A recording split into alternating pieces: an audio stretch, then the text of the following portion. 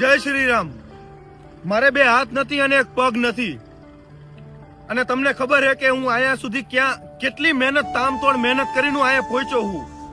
અને આજે હું જ્યારે મારી શરૂઆત હતી ને ત્યારે હું કોકને કહેતો કે મને વિડીયો બનાવી દે ભાઈ, અને પછી ઈ મને વિડીયો બનાવી દે, કેટલું કગરી કગરીનું વિડીયો બનાવરાવતો, અને એ જ વિડીયો પછી હું કલાકો સુધી હાથ વિના એડિટ કરતો.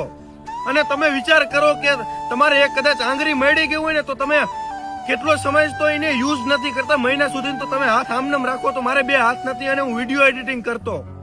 અને તમે વિચાર કરો, હું ફેમસ થયો, મારું નામ બન્યું, અને નામ બન્યા બાદ આજ મને ઘણા લોકો બદનામ કરવા માંગે, મારું લાઈવ કરે, મારી ફેમિલીને ગાડું દે.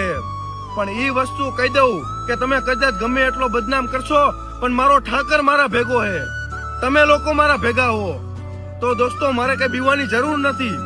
અને હા, જે 15 લાખ રૂપિયા મારી પાસે માંગ્યા હે ને, તો ઈ તમને કહી દો કે 15 લાખ રૂપિયા કેવી રીતે કમાવા ને, ઈ મારું મન જાણે. મેં આ પરસ્યો પાડી પાડીને હું ઈ ભેગા કર્યા હોય અને આટલું નામ બનાવ્યું હોય, અને આજ 15 લાખ રૂપિયા તમને હું આરામથી દઈ દઈશ એમ?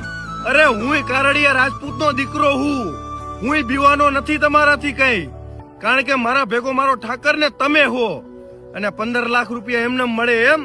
ના ના ના, એની માટે મહેનત કરવી પડે, મહેનત કરીને ખાઓ, ખુદનું ખાઓ. હું બદનામ કરીને તમને પૈસા પતશે એમ? જય માતાજી.